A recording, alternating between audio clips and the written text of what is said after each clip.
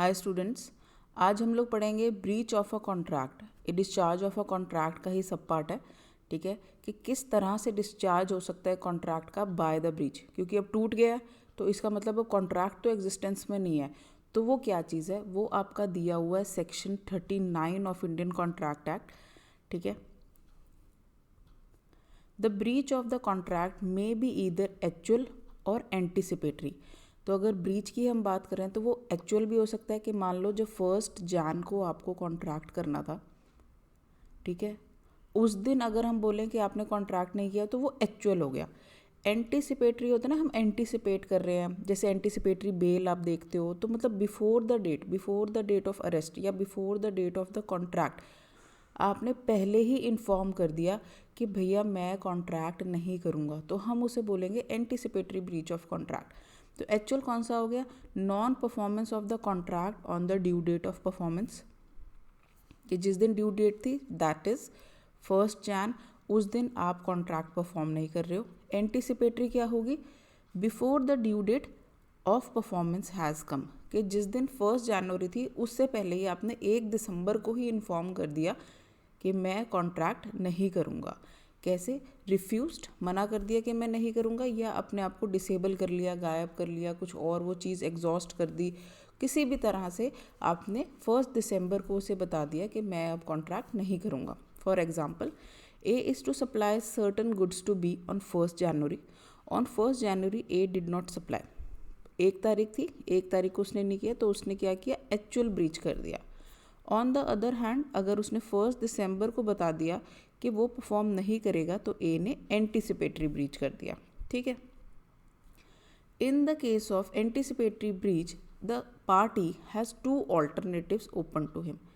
अब ठीक है, 1 दिसंबर को उसने बता दिया, ड्यू डेट क्या थी हमारी, 1 जनवरी थी, तो उस पार्टी के पास 2 ऑप्शंस होती हैं। अब वो 2 ऑप्शंस क्या होती हैं कि या तो वो रिसेंट कॉन्ट्रैक्ट ख़त्म कर दे इमीडिएटली, क्या मतलब 1 दिसंबर को, और उसके अगेंस्ट एक्शन ले आए कि भैया आपने अब कॉन्ट्रैक्ट को तोड़ दिया है तो अब मेरा कंपनसेशन दो, या वो कॉन्ट्रैक्ट को ख़त्म ना करे और 1 जनवरी तक वेट करे कि क्या पता इसका हृदय परिवर्तन या मन में बदलाव आ जाए और उसकी वजह से हमारा जो कॉन्ट्रैक्ट है वो पूरा हो जाए, क्योंकि अब मेरे पास कोई ऑप्शन नहीं है।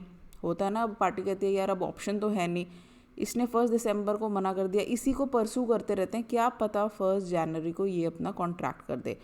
तो इसका मतलब एंटिसिपेटरी में एक पार्टी के पास 2 ऑप्शंस हो जाती हैं कि या तो वो 1 दिसंबर जिस दिन उसने मना किया उसी दिन कॉन्ट्रैक्ट ख़त्म करके उसके अगेंस्ट केस ले आए, या वो ड्यू डेट जो 1 जनवरी थी उस तक वेट करे कि शायद किसी सूरत में दूसरी पार्टी जिसने मना किया है कि वो कॉन्ट्रैक्ट नहीं करे वो कर दे कॉन्ट्रैक्ट। बहुत बारी होता है लोग पहले मना कर देते हैं और कहते हैं कि यार मुझसे नहीं हो पाएगा, लेकिन फिर जब लगता है ना कि दूसरी पार्टी वेट करे, he may try to complete the contract. अब इफ़ेक्ट ऑफ रिफ्यूज़ल, ये हमारा सेक्शन है जो कॉन्ट्रैक्ट एक्ट में लिखा हुआ है। Effect of refusal of party to perform promise wholly, when a party to a contract has refused to perform या disable from performing his promise, the promisee may put an end to the contract। तो जो promisee है वो contract को end कर सकता है unless he has signified by words or conduct his acquiescence in its continuance, या वो बोल दे कि भाई मैं अपना कॉन्ट्रैक्ट अभी वेट कर रहा हूँ, मैं आपकी वेट कर रहा हूँ, कि मैंने अपने कुछ वर्ड से या कंडक्ट से अपना वेट शो कर दिया कि भी कॉन्ट्रैक्ट चल रहा है। अब ये इलस्ट्रेशंस दी हुई हैं आपके बेयर एक्ट में। A singer enters into a contract with be the manager of a theatre, कि वो सिंग करेगा 2 नाइट्स इन एवरी वीक, 2 अगले महीनों के लिए। बी ने क्या बोला, मैं 100 रुपये दूंगा हर रात की परफॉर्मेंस के लिए। 6 नाइट को ए जो है आता नहीं है, तो बी जो है लिबर्टी पे है कि वो उस कॉन्ट्रैक्ट को एंड कर दे। ठीक है, अब दूसरा क्या आता है, सेम ही एग्जाम्पल है कि 6 नाइट को ए ने विलफुली एब्सेंट कर लिया अपने आप को, बी की परमिशन से 7th नाइट को ए सिंग करता है फिर से। बी ने क्या किया, एक्यूजेंस दे दिया कि चलो ठीक है तू भाई गाता रहे, मेरे को तुम्हारी आवाज़ बहुत पसंद है तो मैं अलाउ करता हूँ। अब कॉन्ट्रैक्ट को एंड नहीं कर सकते, बट जो बी था वो डैमेज ले सकता है अगर उसका कोई भी डैमेज हुआ है 6th नाइट को ए के ना गाने की वजह से। तो बेसिकली हम क्या देख रहे हैं कि एक पार्टी के पास राइट आ जाता है और उस राइट की वजह से अगर कोई कॉन्ट्रैक्ट में ब्रीच होता है तो उस राइट की वजह से वो कंपनसेशन ज़रूर ले सकता है, ब्रीच की वजह से उसका जो नुकसान हुआ है। अगर वो वहाँ पर अपनी कंसेंट दे देता है कि कॉन्ट्रैक्ट को कैरी ऑन करो तो वो भी वैलिड है। अब ये क्या करता है, अब हमने जो फर्स्ट एक एग्जाम्पल को हम बेस बनाया था, अगर वो 1 दिसंबर को ही मान लेता है कि भाई ठीक है कॉन्ट्रैक्ट ख़त्म, जिस दिन प्रॉमिसी ने उसे मना किया कि मैं कॉन्ट्रैक्ट नहीं कर रहा हूँ, ठीक है, या मान लो प्रॉमिसार ने उसे प्रॉमिस किया कि वो कॉन्ट्रैक्ट ख़त्म कर रहा है कि भाई मैं तुम्हारा प्रॉमिस नहीं करूँगा, वैसा वर्सा, तो वहाँ पर आपका क्या सर्कमस्टांसेस रहेंगे वो अब हम देखेंगे। हॉचेस्टर वर्सेस डे ला टूर का ये केस है। A engaged B on 12th April as a courier for accompanying him on a tour of Europe, which was to begin on 1st June। 12 अप्रैल को उसने बता दिया कि भैया तुम्हें मेरे साथ चलना है 1 जून को, और उसके लिए 10 यूरो भी पे करेंगे। 11th में, अब 12 अप्रैल के बाद आती है ना 11th में, ए ने इन्फॉर्म किया बी को कि भाई बी की सर्विसेज नहीं चाहिए, भैया मैं तुम्हारे साथ नहीं जा रहा हूँ, मुझे तुम्हारी सर्विसेज नहीं चाहिए, मुझे कोई और मिल गया। ऑन 22 में बी ने सू किया ए को फॉर ब्रीच ऑफ कॉन्ट्रैक्ट। हमारी ड्यू डेट क्या थी 1 जून, कॉन्ट्रैक्ट कब बना 12 अप्रैल, इन्फॉर्म कब कर दिया 11 मई, ठीक है। अभी डेट नहीं आई है कॉन्ट्रैक्ट की, जिस दिन होना था, किस दिन होना था 1 जून, 11 मई को ही इन्फॉर्म कर दिया। सू किस दिन कर लिया 22 मई को, 1 जून से पहले। तो यहाँ पर held that even though B had brought an action on 22 May, he had a right to do so and his action was successful, कि उसने यहाँ पर उस कॉन्ट्रैक्ट को ब्रीच ले लिया कि जब उसने इन्फॉर्म किया, और उसके बेसिस पे उसने केस कर दिया। In Frost versus Knight the defendant promise to marry plaintiff after his father's death, ठीक है। डिफेंडेंट ने प्रॉमिस कर दिया कि जब मेरे पापा की अभी तबीयत ठीक नहीं है, मैं उनकी डेथ के बाद आपसे शादी करूंगी। While defendant father was still alive, अभी उसके फादर अभी भी जिंदा थे, उसने एंगेजमेंट तोड़ दी। तो एंगेजमेंट तोड़ने के बाद plaintiff did not wait until the defendant father's death and she immediately sued for the breach of the contract. She was successful, ठीक है। उसने फादर की, किसके बाद था, कंडीशन क्या थी, फादर की डेथ, उस टाइम तक वेट नहीं किया, उसने उससे पहले ही उसके ऊपर केस कर दिया। बेसिकली एंटिसिपेटरी में हम यही देख रहे हैं कि अगर एक पर्सन होता है उसके पास 2 ऑप्शन है, या तो वो कॉन्ट्रैक्ट को उसी दिन ब्रीच माने और केस ले आए, या वो ड्यू डेट तक वेट करे। अब यहाँ पर दूसरा जो केस आता है प्रॉमिस केप्ट अलाइव, वो तो हमने देख लिया कि 1 दिसंबर को ही उसने एक्सेप्ट कर लिया कि यस आपने जिस दिन इन्फॉर्म किया उसी दिन ब्रीच हो गया। लेकिन अब हम 1 दिसंबर से 1 जनवरी that is the due date तक अगर वेट करते हैं तो वहाँ पे क्या सर्कमस्टांसेस रहेंगे। When the promise is kept alive the promisor may perform the same even though he had earlier reputed. अब वही मैंने बताया ना कि कंपनी वाला उसे पहले लगता था कि वो नहीं कर पाएगा, पर लगता है कि दूसरा मुझ में इतना फेथ दिखा रहा है तो चलो लेट्स ट्राई इट, या ठीक है उसको करते रहने दो वेट, मेरे को क्या लेना देना, मैंने तो नहीं करना है, तो वो कर रहा है करता रहेगा।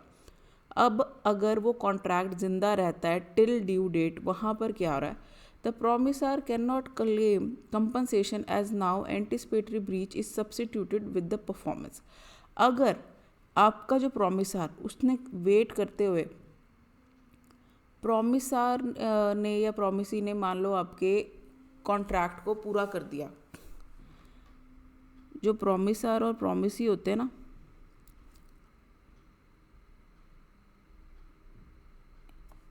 एक प्रॉमिस मान लो इसने बोला है ए ने बी को कि वो गाड़ी सेल करेगा टू प्रॉमिसी, सेल कार, ठीक है। यहाँ पर ये प्रॉमिसर है ए और प्रॉमिसी हो गया बी। अब बी ने उसे क्या बोला, टू पे,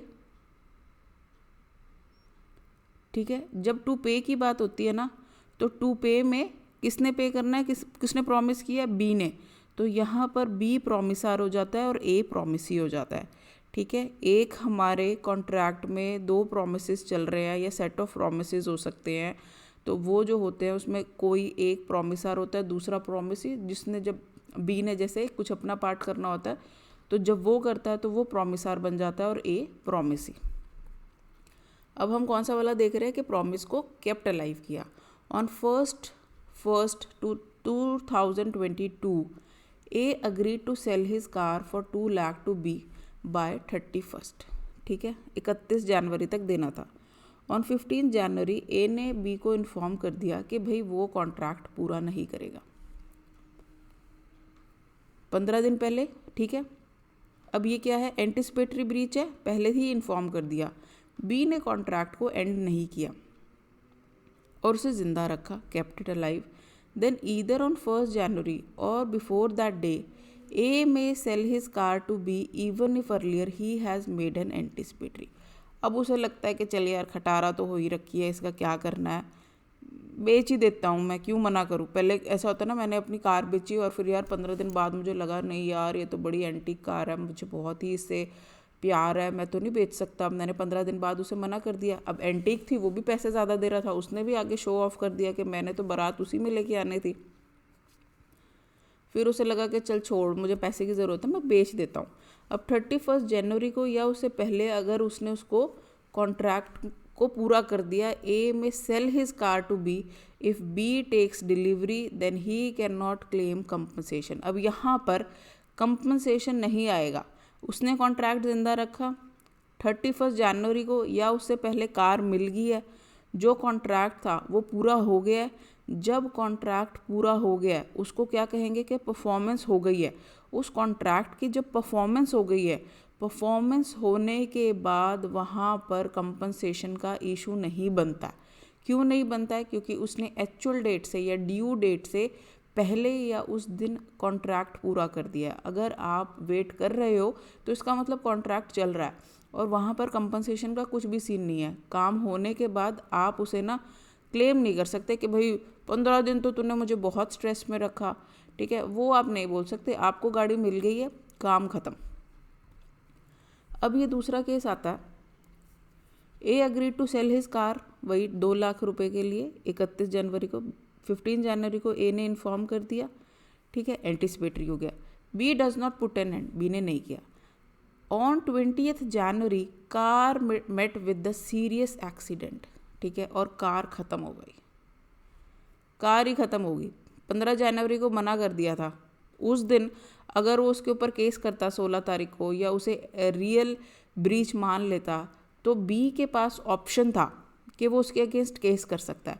अब यहाँ पर कार डिस्ट्रॉय होगी, now it is impossible to sell that car. अब वो जो चीज़ है ही नहीं, सब्जेक्ट मैटर ही ख़त्म हो गया, तो वो बेचेगा क्या? लेकिन कॉन्ट्रैक्ट अभी भी ने जिंदा रख रखा था, which means breach has been substituted by impossibility. आपका सेक्शन 56 जो है वो इसकी बात करता है, एक दूसरे वीडियो में हमने ये भी कवर किया है, आप प्लीज़ वहाँ पे देख लीजिए अगर आपको ये यहाँ समझ नहीं आ रहा कि कार डिस्ट्रॉय होने से या कोई भी चीज़ इम्पॉसिबल होने से उसके क्या कॉन्सिक्वेंसेस होते हैं। वहाँ पर कॉन्ट्रैक्ट आपका वॉइड हो जाता है, और अगर आपका कॉन्ट्रैक्ट वॉइड हो जाता है तो दूसरी पार्टी आपके ऊपर केस कर ही नहीं सकती। Hence B is not entitled to any compensation. अब बी ने अगर वेट करने का रिस्क लिया है तो उस चीज़ के ख़त्म होने का, वॉर होने का, कुछ भी वो रिस्क भी ले रहा है। अगर वो रिस्क ले रहा है तो यहाँ पर जैसे कार ख़त्म हो गई, डिस्ट्रॉय हो गई, तो अब कॉन्ट्रैक्ट आपका इम्पॉसिबल हो गया, और इम्पॉसिबल होने की वजह से बी को कोई भी कंपनसेशन नहीं मिलेगी। तो इसका मतलब ये है कि या तो आप कॉन्ट्रैक्ट में वेट करो और रिस्क लो, या जिस दिन आपको मना किया गया है कि मैं अपना कॉन्ट्रैक्ट पूरा नहीं करूँगा किसी भी दूसरी पार्टी ने, तो उसी दिन उसको ब्रीच मानो और उसके अगेंस्ट केस लेके आओ। अगर आप वेट कर रहे हो, कॉन्ट्रैक्ट को ज़िंदा रख रहे हो, तो आप अपने साथ एक रिस्क भी ले रहे हो। और वही वाला सेम केस, ठीक है। Then A does not put an end to the contract. Then either on 31st or before that day, A may sell his car to B even if earlier he has made an anticipatory. अगर B ने delivery नहीं लिया, वो कहता है कि नहीं कि अब मैं डिलीवरी नहीं ले रहा, उसने ज़िंदा रख रखा है कॉन्ट्रैक्ट को, कॉन्ट्रैक्ट भी ख़त्म नहीं करा, अब वो 31 जनवरी को गाड़ी बेचने आ गया, तब वो गाड़ी भी नहीं ले रहा। अब गलती किसकी है भाई? अगर या तो कॉन्ट्रैक्ट ख़त्म कर देते, मैं भी तो फिर आया हूँ ना कि अब अपना कॉन्ट्रैक्ट का पार्ट पूरा करने, परफॉर्मेंस करने, अब गाड़ी नहीं ले रहे हो, तो यहाँ पर ब्रीच जो है वो बाय बी हो जाएगा, नॉट बाय ए। अब ए कंपनसेशन मांगेगा। देखो मना किसने किया था कि ए ने मना किया था that he will not perform the contract. A ने मना किया कि मैं कॉन्ट्रैक्ट पूरा नहीं करूँगा, लेकिन बी ने कॉन्ट्रैक्ट एंड नहीं किया। अब ए को हृदय परिवर्तन होने की वजह से वो डिलीवरी देने आ गया गाड़ी की। अब गाड़ी की डिलीवरी बी ने नहीं ली, कॉन्ट्रैक्ट जिंदा है, बी की भी ड्यूटी है गाड़ी की डिलीवरी लेने का, अब उसने नहीं ली है। तो यहाँ पर कंपनसेशन या यहाँ पर ब्रीच अब ए ने नहीं किया है, क्योंकि वो भी तो कॉन्ट्रैक्ट जिंदा था, ब्रीच माना ही नहीं गया उसका। किसने नहीं माना? बी ने माना ही नहीं। तो वहाँ पर ए अब कंपनसेशन मान लेगा। देखो कि ए की कंपनसेशन बनती है, now A can claim compensation. ठीक है गाइज, आई होप आप लोगों को समझ में आया होगा। तो बेसिकली यहाँ पर यही हमने पढ़ा है कि ब्रीच होता है, ब्रीच होने से वो कॉन्ट्रैक्ट ख़त्म हो जाता है, जो आपका एक्चुअल हो सकता है या एंटीसिपेटरी हो सकता है। ठीक है, एंटीसिपेटरी में दो ऑप्शन आ जाती है कि या तो वो उस कॉन्ट्रैक्ट को एंड कर दे या उसको अलाइव कर दे। एंड करता है तो क्या सर्कमस्टांसेस रहते हैं और अलाइव रखता है तो क्या सर्कमस्टांसेस रहते हैं, ये हमने इस वीडियो में पढ़ा था। आई होप आप लोगों को काफ़ी अच्छे से क्लियर हो गया होगा। किसी को कोई भी डाउट हो वो कमेंट में पूछ सकता है। Thank you so much.